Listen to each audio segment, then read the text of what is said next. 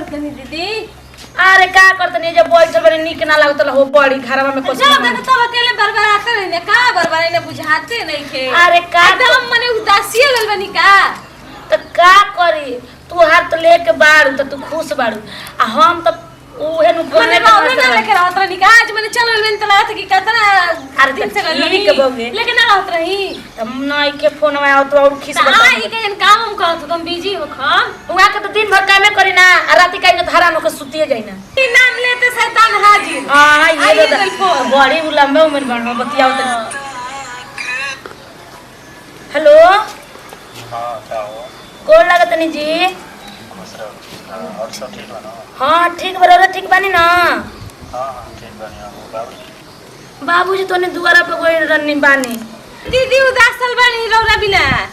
देखी छोटकी रौरा ले मजाक करत ये कैसे।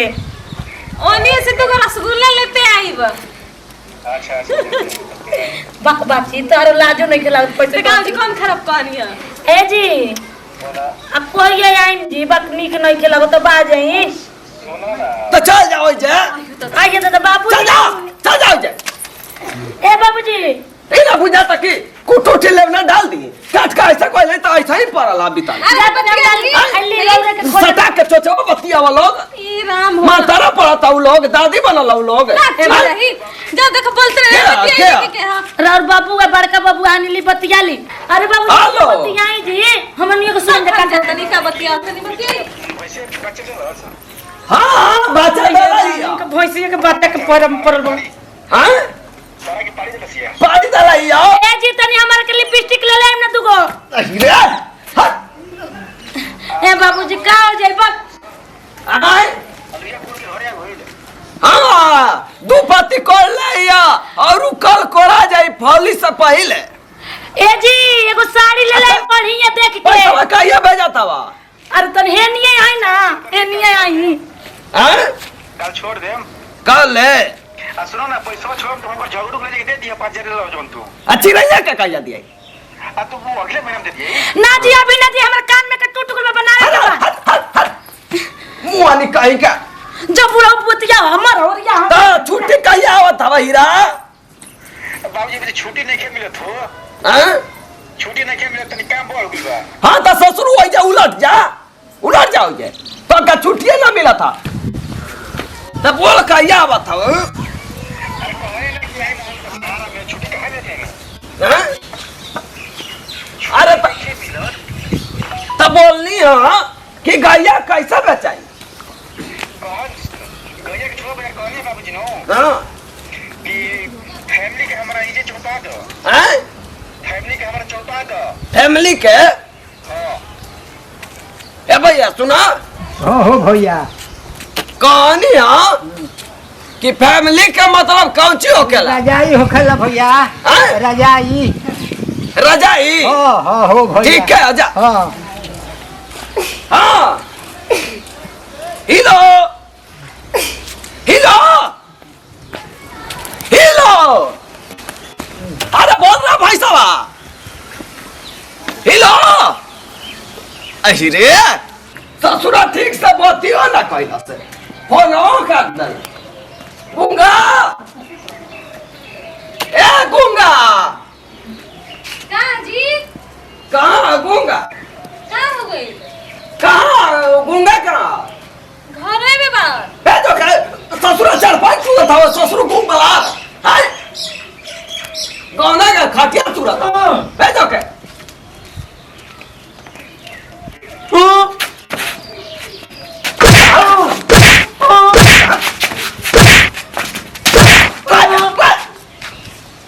जाकर सुता रहता बा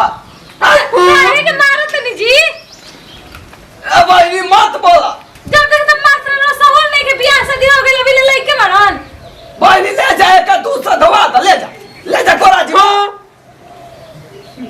अंगुली देखाओ तो डर लगा था कि कुयल में खोसती का काहे के लागत नहीं झूले में मारत रहत नहीं। एक कहा ना चंपरास खियावत है इस ससुरा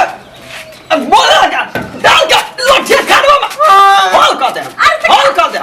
खासी भइल के चंपरास खियाई हम। ना तो बोलत ना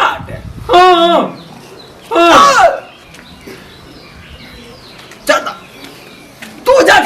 तो हुआ था वो तो हम क्या करी बुझात ना कि तो पीठी और पीठ बनाई साजी खाना बनी के अभी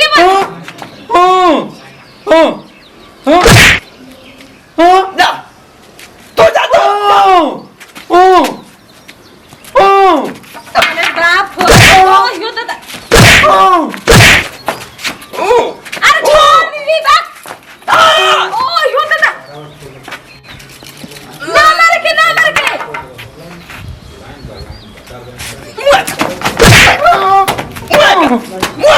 अरे बाप रे बाप तो मार के बुआ के आफत ले तो दिमाग खराब हो जाता है ए मुआनी करो चिया ला भैसरी चला तो तेरे नाम झाड़ के आय तेरा नाम तो हम निकाल जाए तुरंत मुआनी कहीं का चिंता ना हो कि एड़िया धाते हम के लिपस्टिक ये पता कि हमरा से लागो तो बताइए तो पूरा हो जाए गई हो अब आइए तो तू हम के हाथ उठाई भी रे तो हमरा के गाड़ देबो तू हम के हाथ उठाई भी रे हमरा के गाड़ देबो का हम सासू बाबूजी तो हम पता है तो बढ़िया बोलो तो पता हो तो करी आई वो हां तू ससुर तो गाड़ी देबो अब ये भागना तब तो करना यारो जब जे हमर से लगाव तो सता निमन पर किया पता ही आई जान आरती उतारा पड़ दिए के तारे के पूछा जा गोरा लाऊ नु तो कोराई के चबा दे चबा तो गइला हां तो चला था वो हनुमान जी का गादा चलावा था जब तुम्हारी हालत करी गोराई तो नाम मिटार करा ना तो पूरा गोराई झाड़ी ना तो पूरा मोटाई झाड़ा तो नाम हमारा चिरकुट का खानदान का ना अरे भाई अरे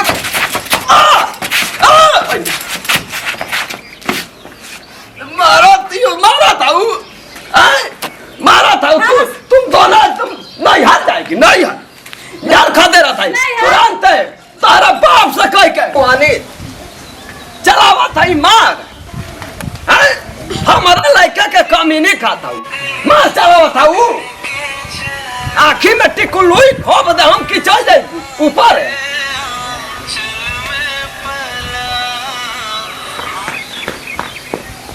हेलो कौन कुकुर है रे ससुरा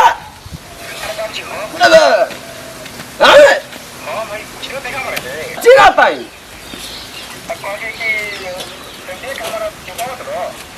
अरे ये ससुरो कहीं के कहाँ कट देला फोनवा की चिल्ला तो लगल कि एकदम गला से खून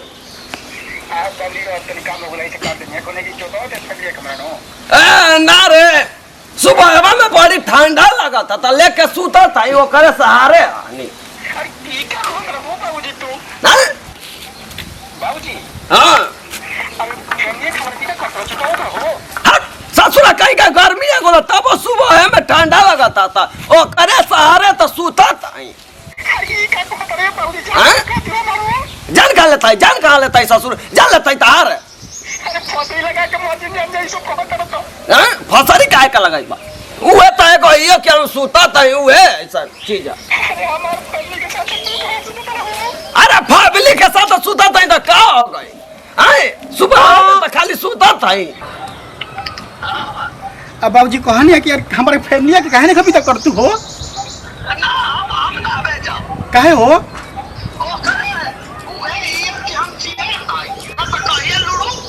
अरे का हो गुलता रहो बीमार का पर गुल पड़ा तू अरे बाप रे बाप चल ले बका तू मरो देखो बाबूजी ऐसा काम करबो तो फसरी लगा के मच जाए हम तू मुंह ना मुंह देखबो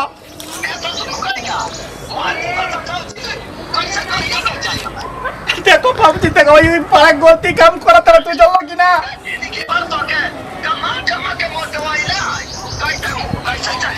बाबूजी हमार फोन में जरा देखो ऐसे मत करो जो हम तारा पर बड़ा विश्वास करके छोड़ के आई बानी हो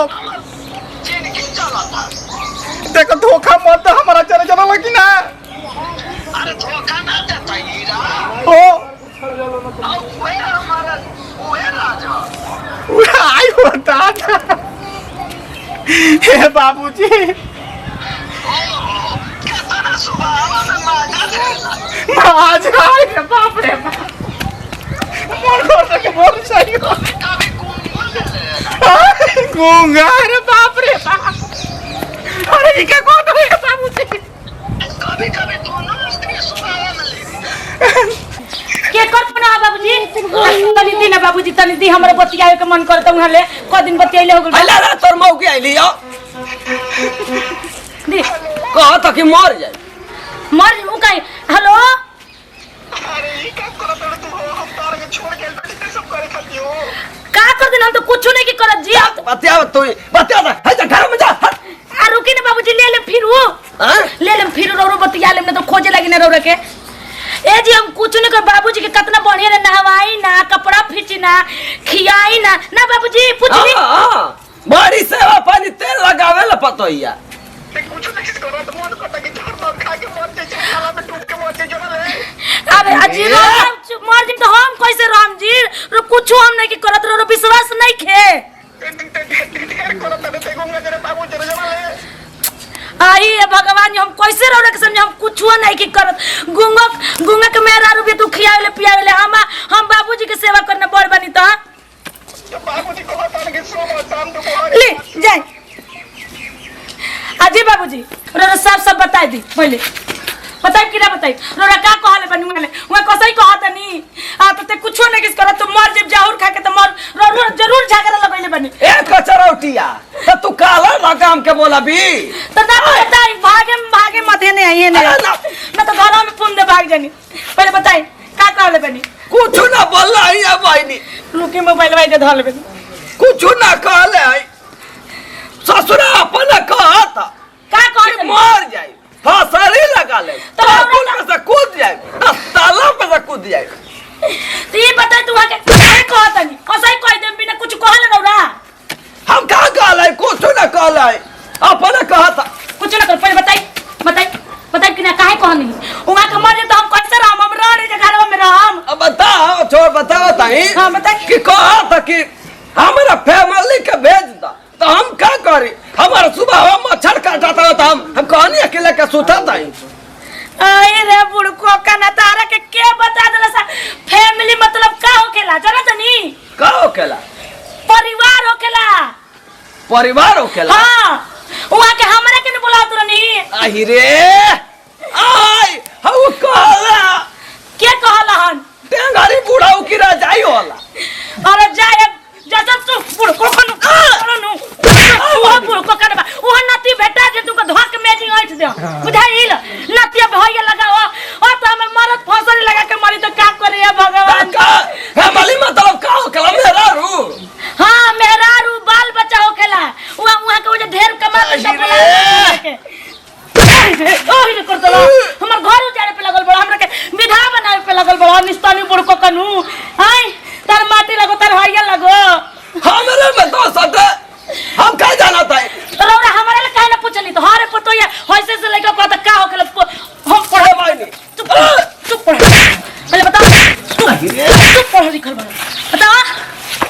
तार कर बड़ा जाते हम जल्दी फोन करे ना तो हुआ के मारे हमर का को में दादा अब तो हमर तो नहीं घिउ बुझाते नहीं के पानी गरिया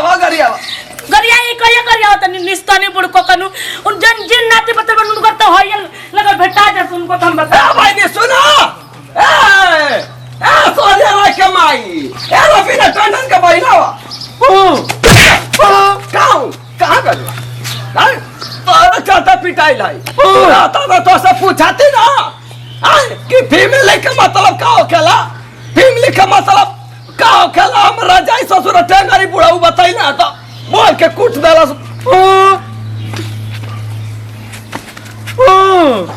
ए गुंगा हाय सुना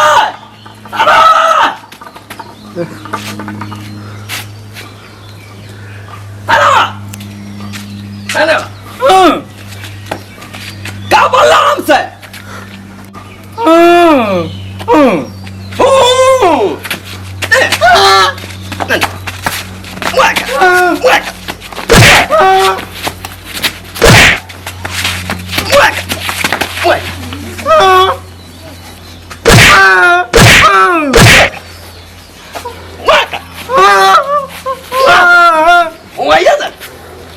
माथा सन का खरा खला कौन ए जी वहां के नो कहतावा ए जी ऐसे मत करी जी ए बाबूजी हो बोल हो जाई मुहावा में बोल लगबा अरे हमर बतिया सुन ना हाय फोन कर बन कहत नहीं जात नंबर लई पे कटा का करत बाबूजी के संग बता देता का बोल बउए हेलो अरे ना या हीरा अरे तो से उहे सो गरी बोलत हई हमसे टेंगरी बुढ़ाऊ बोल देला सोंगारी ना सॉरी कहीं हां सॉरी अरे बुढ़को का ना कोड़ा नास्ती बोला गुला हम सोचने कि फैमिली का मतलब रजाई होला तो रजाइया लके सुतीला हाँ वो है मिसरेंट हो गुला ठीक है ठीक ए जी देख लेनी मान गुनी ने बात अरे बाबूजी बूढ़ पुरानी बने से हम रजाइया दे देले रही ओड़े खातिर अरे हमरा के गलती समझी ना बस तकी जा तू कटाई बा